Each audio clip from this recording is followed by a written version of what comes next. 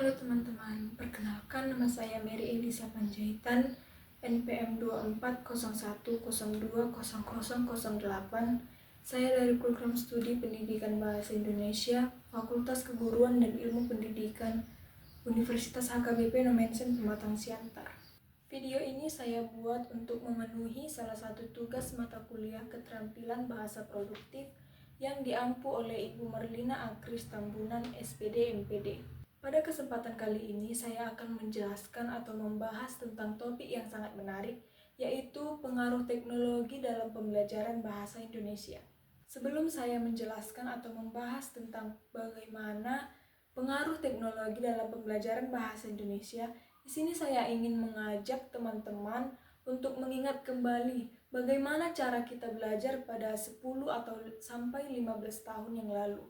Pada 10 sampai 15 tahun yang lalu, proses pembelajaran sangatlah terbatas.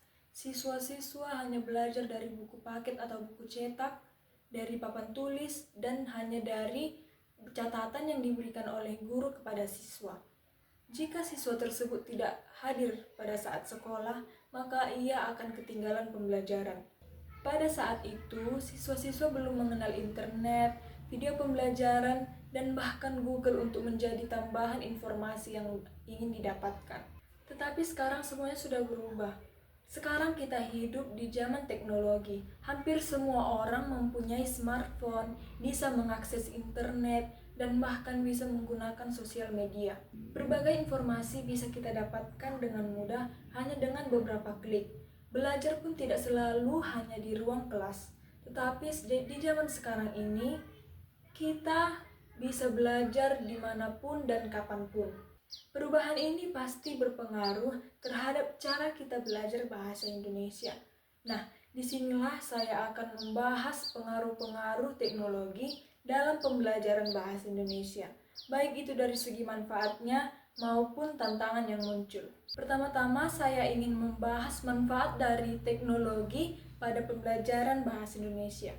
Manfaat yang pertama yaitu teknologi membuat belajar bahasa Indonesia menjadi lebih mudah untuk diakses. Kalau kita flashback ke masa lalu, kita belajar bahasa Indonesia itu sangat terbatas. Ilmu yang kita dapatkan itu hanya sebatas dari buku paket atau buku cetak, dari papan tulis, ataupun juga dari buku catatan kita yang dijelaskan oleh guru. Nah, pengetahuan kita sampai segitu saja teman-teman. Tapi di zaman sekarang ini, dengan adanya teknologi, kita semakin bebas, kita semakin mudah untuk belajar bahasa Indonesia.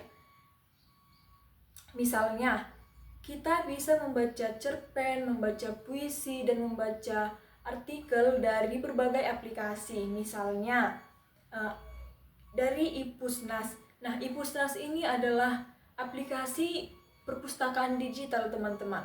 Nah, melalui aplikasi Ipusnas ini, kita bisa meminjam buku seperti perpustakaan pada umumnya, cuman ini berbentuk digital. Nah, di situ kita bisa membaca berbagai buku, artikel, cerpen, dan lain sebagainya. Kita juga bisa menonton video pembelajaran dari YouTube. Misalnya, cara menulis teks dengan baik dan benar, atau apa itu teks eksposisi, teks deskripsi, dan lain sebagainya. Nah, ini sangat membantu karena jika kita ketinggalan pembelajaran, kita bisa mencari inspirasi atau penjelasan melalui internet, media sosial, dan lain sebagainya. Dan bukan hanya sekedar jika kita ketinggalan pembelajaran saja. Jika misalnya nih, kita mau ujian, mungkin catatan yang kita tulis selama ini kurang lengkap, kurang jelas, dan lain sebagainya, kita bisa mencari dari internet atau dari menonton video pembelajaran tentang materi yang belum kita kuasai atau belum kita pahami. Manfaat yang kedua yaitu pembelajaran menjadi lebih interaktif dan menyenangkan. Teman-teman, teknologi juga membantu kita untuk membuat pembelajaran itu menjadi tidak monoton atau tidak membosankan. Dulu kan belajar bahasa Indonesia itu hanya membaca, mencatat, membaca, mencatat.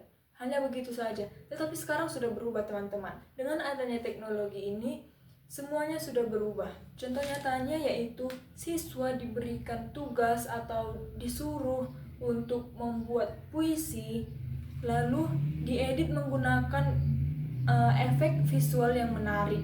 Misalnya menggunakan aplikasi CapCut, KineMaster, dan aplikasi editing lainnya. Ada juga guru yang melakukan atau menyuruh siswanya untuk berpresentasi atau melakukan debat melalui aplikasi Zoom Meeting atau Google Meet. Guru juga bisa menggunakan video podcast atau video TikTok untuk menjelaskan materi seperti pidato, cerita rakyat, atau cara membuat pantun. Nah, jadi teknologi ini sangat besar pengaruhnya dalam pembelajaran bahasa Indonesia. Manfaat yang ketiga yaitu untuk melatih keterampilan berbahasa secara aktif. Nah, salah satu tujuan dari pembelajaran bahasa Indonesia ini adalah agar kita bisa menggunakan bahasa yang baik dan benar, baik itu secara lisan maupun tulisan. Di sini teknologi sangat berperan penting dan sangat mendukung dalam proses keterampilan berbicara ini. Misalnya, siswa diminta untuk membuat vlog tentang opini pribadinya terhadap suatu isu. Nah, yang keempat yaitu belajar bisa disesuaikan dengan kebutuhan masing-masing. Setiap siswa itu unik. Ada yang cepat memahami, ada juga yang lama. Jadi, teknologi ini juga bisa mendukung atau membantu siswa dalam memahami pembelajaran atau materi yang belum dipahaminya. Misalnya, siswa tersebut bisa mengulang dengan menonton video penjelasan dari YouTube dan berbagai jenis aplikasi dalam membantu pembelajarannya. Dan yang kelima yaitu menumbuhkan literasi digital dan multiliterasi. Lewat teknologi kita juga bisa belajar lebih dari sekedar membaca dan menulis. Kita juga belajar berliterasi digital, yaitu cara menggunakan teknologi dan internet dengan bijak. Kita juga belajar berkomunikasi yang sopan dan efektif di media sosial, serta mampu membedakan mana informasi yang baik dan benar, mana yang hoax. Nah, itulah pengaruh positif atau manfaat dari teknologi dalam pembelajaran bahasa Indonesia menurut pendapat saya. Kemudian saya akan membahas atau memaparkan beberapa pengaruh negatif atau tantangan yang muncul dalam teknologi ini dalam proses pembelajaran bahasa Indonesia.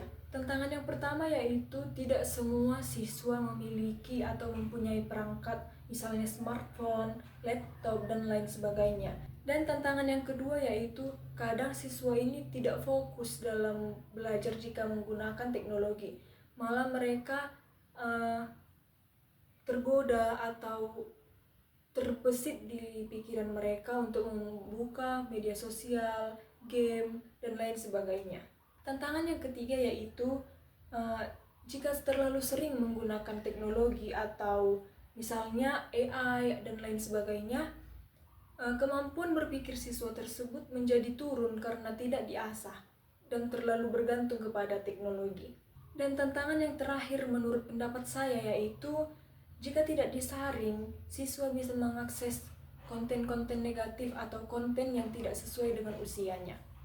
Jadi diharapkan orang tua ataupun orang sekitarnya lebih mengontrol siswa tersebut dalam penggunaan teknologi yang digunakannya. Yang dapat saya simpulkan dari pembahasan saya yaitu teknologi memberikan sangat banyak manfaat kepada kita, terutama dalam proses pendidikan atau proses pembelajaran dalam bahasa Indonesia. Misalnya, teknologi membantu kita dalam mengakses berbagai informasi dengan cepat, membantu juga dalam proses pembelajaran kita supaya tidak membosankan, dan juga dapat melatih keterampilan berbicara kita dan masih banyak lainnya. Asalkan kita menggunakan teknologi dengan baik dan sesuai dengan jalurnya, kita pasti menjadi sahabat dengan teknologi tersebut dalam pembelajaran, terutama dalam pembelajaran bahasa Indonesia. Mungkin hanya ini yang dapat saya sampaikan dalam video kali ini, yaitu dengan topik pengaruh teknologi dalam pembelajaran bahasa Indonesia. Semoga apa yang saya sampaikan dapat bermanfaat bagi teman-teman sekalian dan dapat menambah wawasan bagi para pendengar. Sekian dan terima kasih. Selamat pagi.